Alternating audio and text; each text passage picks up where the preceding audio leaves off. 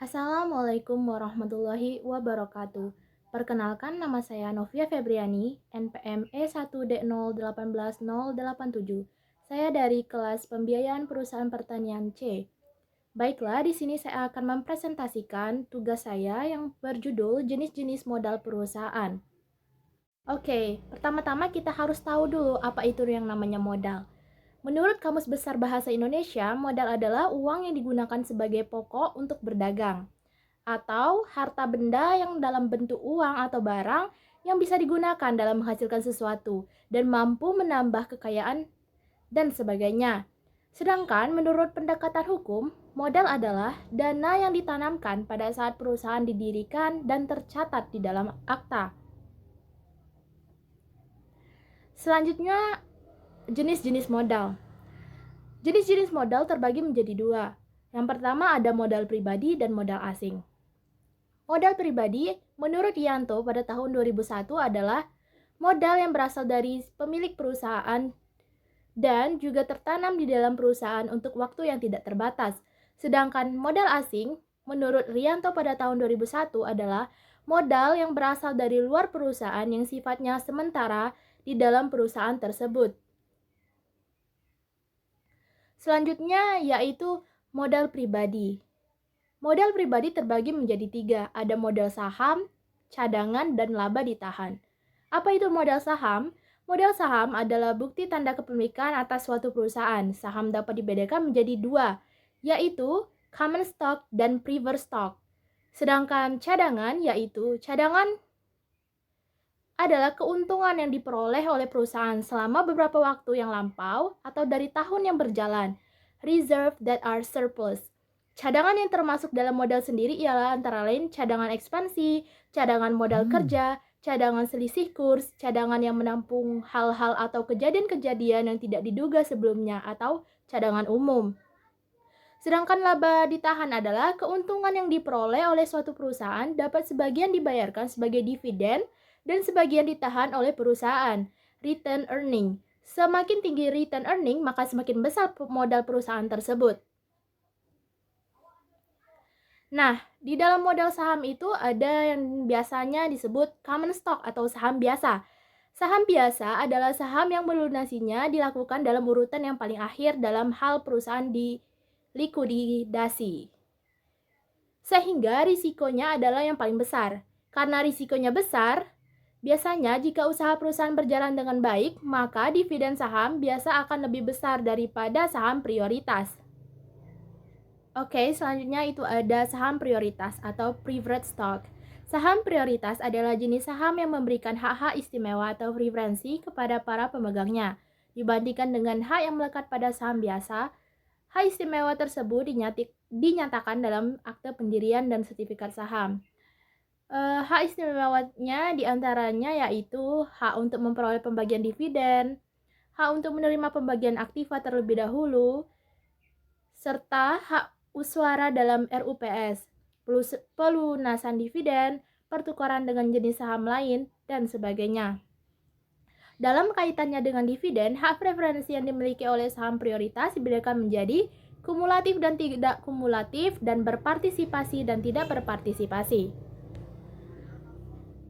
Selanjutnya ada modal asing. Modal asing terbagi menjadi tiga, yaitu hutang jangka pendek, hutang jangka menengah, dan hutang jangka panjang. Apa itu hutang jangka pendek? Menurut Harnanto pada tahun 2003, hutang jangka pendek atau lancar adalah suatu kewajiban atau hutang yang terjadi dalam kaitannya dengan operasi normal perusahaan. Sedangkan menurut Yanto pada tahun 2001, hutang jangka menengah adalah hutang yang jangka waktunya antara 1 sampai 10 tahun. Sedangkan hutang jangka panjang menurut Skousen dan Stais pada tahun 2004 yaitu obligasi yang tidak diharapkan untuk dibayar tunai dalam jangka 1 tahun. Hutang jangka panjang pada umumnya digunakan untuk membelanjai perluasan perusahaan karena kebutuhan modal untuk keperluan tersebut diperlukan jumlah yang besar. Hutang jangka pendek. Biasanya hutang jangka pendek itu rentang waktunya kurang dari 1 tahun. Hutang jangka pendek terbagi menjadi 4, yaitu kredit rekening koran, kredit dari penjual, kredit dari pembeli, dan kredit wesel. Apa itu yang disebut dengan kredit rekening koran? Kredit rekening koran adalah kredit yang diberikan oleh bank dengan batas plafon tertentu yang tidak diambil sekaligus tetapi sesuai dengan kebutuhan.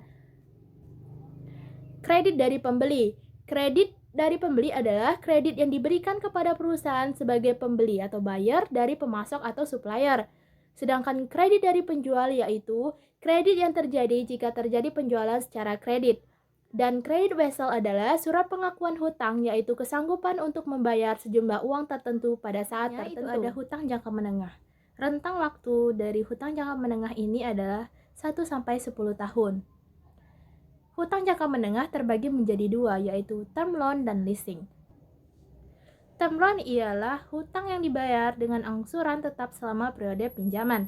Sedangkan leasing ialah persetujuan atas dasar kontrak di mana pemilik aktiva atau lesor menginginkan pihak lain atau lese untuk menggunakan jasa dari aktiva tersebut selama periode tertentu dan hak atas aktiva tetap pada lesor. Hutang jangka panjang rentang waktu pembayarannya itu lebih dari 10 tahun. Hutang jangka panjang terbagi menjadi dua, yaitu pinjaman hipotek dan pinjaman obligasi. Apa itu pinjaman hipotek? Pinjaman hipotek di mana kreditur diberi hak hipotek terhadap suatu barang tidak bergerak, agar bila debitur tidak memenuhi kewajiban barang itu dapat dijual dan dari hasil penjualan dapat digunakan untuk menutup tagihannya. Sedangkan pinjaman obligasi yaitu pinjaman di mana debitur mengeluarkan surat pengakuan hutang yang mempunyai nominal tertentu. Selama masa pinjaman, debitur akan memberikan sejumlah bunga yang besarnya tetap. Dan pokok pinjaman akan dikembalikan pada akhir masa pinjaman.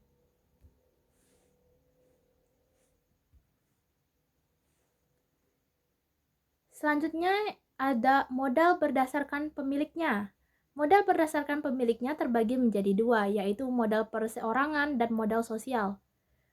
Jenis modal perseorangan adalah modal yang berasal dari seseorang yang memiliki fungsi untuk memudahkan berbagai aktivitas dan memberikan laba kepada pemiliknya, seperti deposito, properti pribadi, seperti gedung, kendaraan, dan sebagainya, serta saham.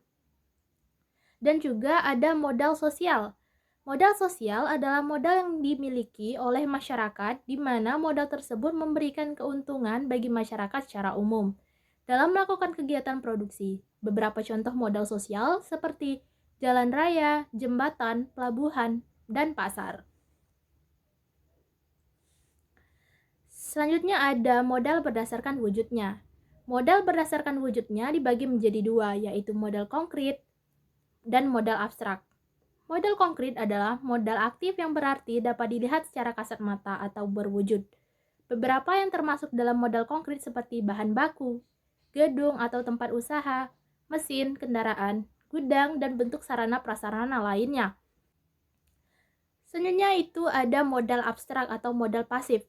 Modal abstrak adalah kebalikan dari modal konkret, di mana tidak dapat terlihat secara kasat mata. Meskipun begitu, modal ini juga penting untuk keberlangsungan perusahaan. Beberapa yang termasuk dalam modal abstrak antara lain, pengetahuan, skill tenaga kerja, hak cipta, hak pendirian usaha, koneksi, nama baik perusahaan, dan lain sebagainya.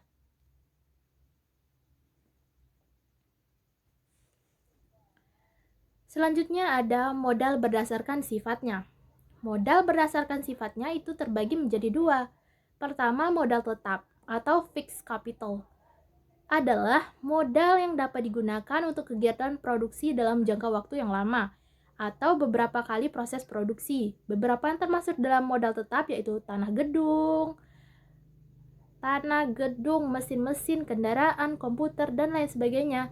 Sedangkan modal lancar atau variable capital adalah modal yang habis terpakai dalam satu kali proses produksi. Beberapa yang termasuk dalam modal lancar antara lain seperti bahan baku, bahan bakar. Selanjutnya ada sumber modal. Sumber modal terbagi menjadi dua, sumber modal internal dan eksternal. Sumber internal yang berasal dari semua aktivitas atau kegiatan usaha yang dijalankan oleh perusahaan yang menghasilkan keuntungan. Beberapa sumber modal perusahaan dari dalam yang dapat digunakan yakni laba ditahan, akumulasi penyusutan, dan beberapa sumber modal lain.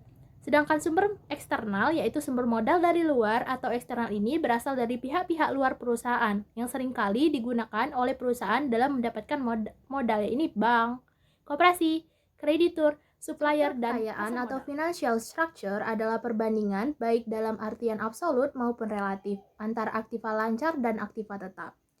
Struktur kekayaan terbagi menjadi dua, yaitu struktur finansial dan struktur modal. Struktur finansial adalah perbandingan baik dalam artian absolut maupun relatif antara total kewajiban dan modal sendiri. Sedangkan struktur modal atau capital structure adalah perbandingan antara kewajiban jangka panjang dengan jumlah modal sendiri. Oke, selanjutnya itu ada modal kerja. Menurut Kashmir pada tahun 2012, modal kerja merupakan modal yang digunakan untuk melakukan kegiatan operasi perusahaan. Modal kerja diartikan sebagai investasi yang ditanamkan dalam aktiva lancar atau aktiva jangka pendek seperti kas, bank, surat-surat berharga, piutang, persediaan, dan aktiva lancar. Contoh dari modal kerja yaitu pembelian bahan baku, biaya penggunaan teknologi dan distribusi, biaya tenaga kerja, dan biaya hutang dagang.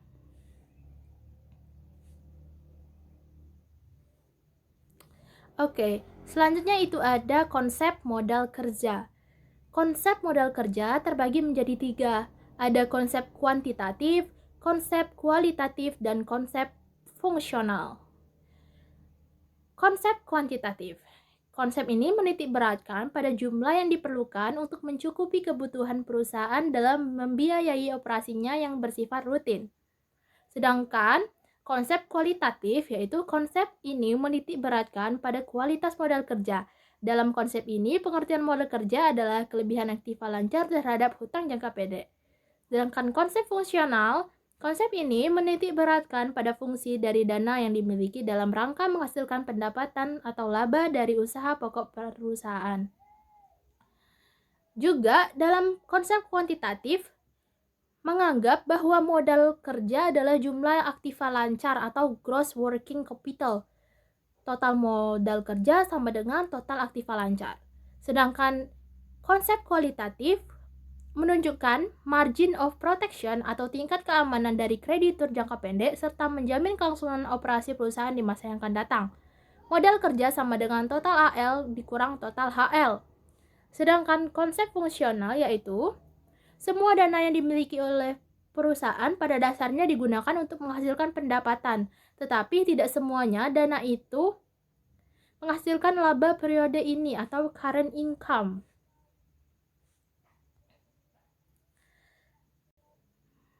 Pentingnya modal kerja.